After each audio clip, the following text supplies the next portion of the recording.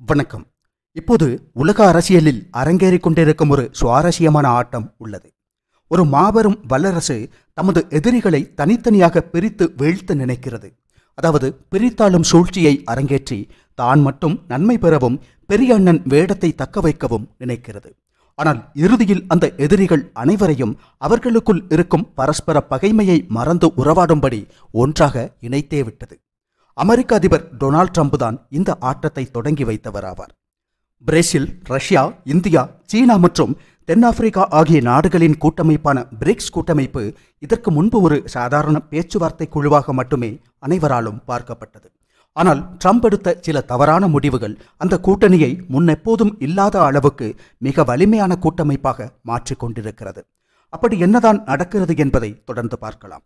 ட்ரம்பின் கொள்கைகள் மிகவும் எளிமையானதாகும். அமெரிக்காவிற்கே முதலிடம் என்பதாகும் ட்ரம்பின் கொள்கை. அதன் காரணமாக ஒவ்வொரு நாட்டையும் பொருளாதார ரீதியாக மிரட்டி பணிய வைக்க அவர் முயற்சித்தார். ஆனால் அவர் சிறிதும் எதிர்பாராத விசித்திரமாக அது அவருக்கே எதிராக திரும்பிவிட்டது. அதில் பிரேசிலின் பங்களிப்பு என்னவென்பதை முதலில் பார்க்கலாம்.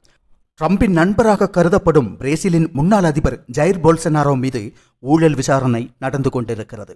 அப்போது அமெரிக்க அதிபர் டொனால்ட் ட்ரம்ப் சும்மா இருக்காமல் தமது நண்பருக்கு உதவுவதாகவும் பிரேசிலை தண்டிப்பதாகவும் நினைத்து ஒரு விஷயத்தை செய்தார்.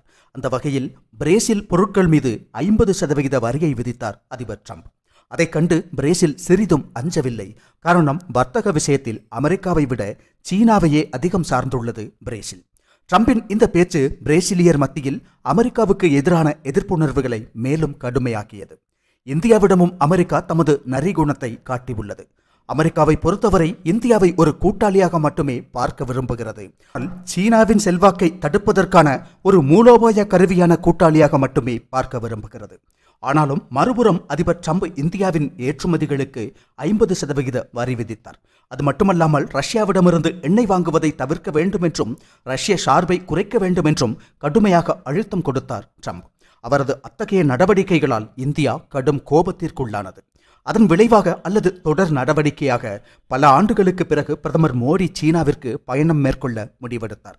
இதை ஒரு சாதாரண நிகழ்வாக உலகில் யாரும் பார்க்கவில்லை. நிச்சயம் அது அமெரிக்காவுக்கு ஒரு நேரடி எச்சரிக்கைதான்.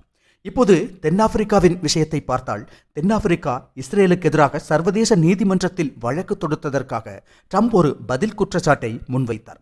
அதாவது தென்னாப்பிரிக்காவில் வெள்ளையர்களுக்கு எதிராக இனப்படுகொலை நடப்பதாக குற்றம் சாட்டினார். ஆதாரங்கள் ஏதுமின்றி வேண்டுமென்றே அவர் அத்தகைய குற்றச்சாட்டை முன்வைத்தார். தென்னாப்பிரிக்கா அதிபர் அதற்கு தக்கதான பதிலடிகளை கொடுத்திருந்தார். ட்ரம்பின் அந்த செயல் தென்னாப்பிரிக்கா பிரிக்ஸ் நாடுகளுடன் மேலும் நெருக்கமடைய வழிவகுத்தது.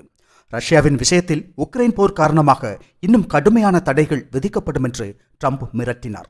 ரஷ்யா பதிலடியாக தமது அணுசக்தி நீர்மூழ்கி கப்பல்களை நகர்த்தி அமெரிக்காவிற்கு பெரும் பதற்றத்தை கொடுத்தது. இங்கு கவனிக்க வேண்டிய ஒரு விஷயம் உள்ளது. அதாவது இங்கு நாம் கூறிய நாடுகளை மிரட்டிய ட்ரம்பினால் சீனாவை மட்டும் பெரிதாக ஒன்றும் செய்ய முடியவில்லை. ஏனெனில் சீனா ஒரு மாபெரும் பொருளாதார சக்தியாக உள்ளது. அதனால்தான் அமெரிக்காவால் பாதிக்கப்பட்ட பிரேசில், ரஷ்யா, இந்தியா, தென்னாப்பிரிக்கா ஆகிய நாடுகள் தங்களை காத்துக்கொள்ள தேவையான நடவடிக்கைகளில் இறங்கியுள்ளன. இப்போது அதிபர் ட்ரம்போ இந்த நாடுகளுக்குள் பிளவை ஏற்படுத்த நினைத்து செய்த செயல்கள் அவருக்கே பாதகமாக அமைந்துள்ளன. உண்மையில் அவருடைய நகர்வுகள் ஒவ்வொன்றும் அந்த நாடுகளை இன்னும் உறுதியாக ஒன்றாக இணைத்து கொண்டிருக்கின்றன. அந்த நாடுகளை தங்களுக்கென ஒரு தனித்துவமான வர்த்தக மற்றும் நிதி அமைப்பை உருவாக்க தூண்டியுள்ளது. அந்த வகையில் பொது எதிரியாக உருவெடுத்துள்ள அமெரிக்காவை எதிர்கொள்ளும் பொருட்டு பிரிக்ஸ் கூட்டமைப்பு முன்னெப்போதும் இல்லாத விதத்தில் வலிமையாக எழுகிறது. அமெரிக்கா அதன் உலக சக்தி அந்தஸ்தை தக்க வைப்பதற்காக மேற்கொள்ளும் நடவடிக்கைகள் அமெரிக்காவிற்கே தெரியாமல் ஒரு புதிய மிகவும் வலிமையான சக்தி உருவாக செய்துள்ளது என்றுதான் தோன்றுகிறது. உங்களது கருத்துக்களை தெரியப்படுத்துங்கள்.